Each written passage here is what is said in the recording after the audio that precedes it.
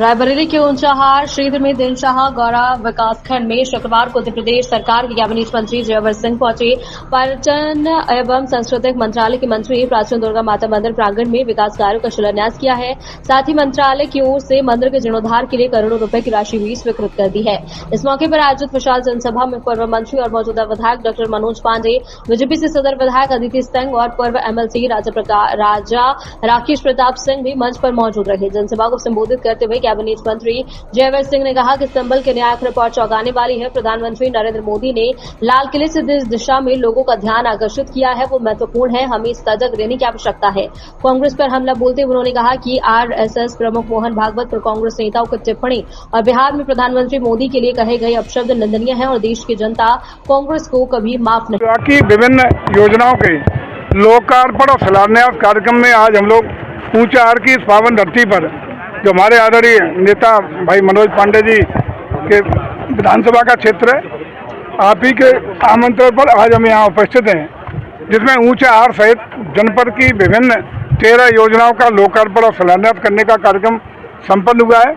साथ ही साथ आगामी जो 7 योजनाओं की यहाँ घोषणा करने का काम किया गया है, जो इसी वित्तीय वर्ष में धरातल पर उतारने का काम करेंगी। इन योजनाओं को धरातल पर उतरने के बाद मैं समझता हूं कि रायबरेली जनपद के सभी विधानसभा क्षेत्रों में हमारी सनातन संस्कृति, हमारी विरासत, हमारी धरोहरों को सनातन संस्कृति के पुनरुद्धार के अंतर्गत एक नया सम्मान मिल सकेगा।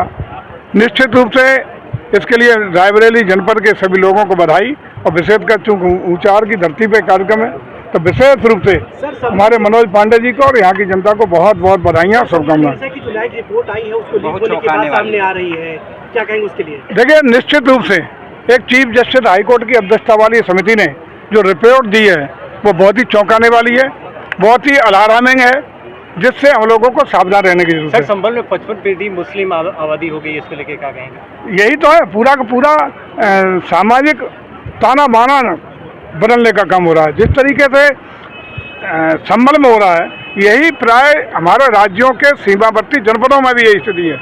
चूँकि जांच एक पर्टिकुलर संबल की है, लेकिन ये हम कह सकते हैं कि प्राय जो हमारे सीमावर्ती क्षेत्र हैं, सीमावर्ती जो गांव हैं, सीमावर्ती जनपद हैं, उनमें भी प्राय स्थिति यही है, जिसके लिए बहुत ही सजग, सचेत और अलार्मिंग है। इससे हम लोगों को सावधान रहने की जरूरत है। और सरकार अभी लाल किले से माननीय प्रधानमंत्री जी ने भी इस ओर ध्यान आकर्षित करने का काम किया था। हमारी सरकार के मुखिया माननीय मुख्यमंत्री जी बार बार इसकी ओर इंगित करने का काम करते हैं, लेकिन मैं समझता हूं कि रिपोर्ट आने के बाद आम जनता को बहुत सजग हो जाना चाहिए, सावधान हो जाना चाहिए। सर, आरएसएस प्रमुख मोहन भागवत के सवाल पर उन्होंने अजय राय ने कटाक्ष किया और उन्हें रघुआ संबोधित किया, आप कितने जब देखें? क्या कहा है? मैं समझता हूं कि अब कांग्रेस पार्टी के राष्ट्रीय नेता, प्रदेश के नेता सभी की एक परंपरा हो गई गालियां देना। बिहार में हमारे माननीय प्रधानमंत्री जी को ही नहीं, उनकी मां तक को गालियां देने का काम किया गया है, और उनके प्रदेश स्तरीय नेता भी यही उपक्रम कर रहे हैं।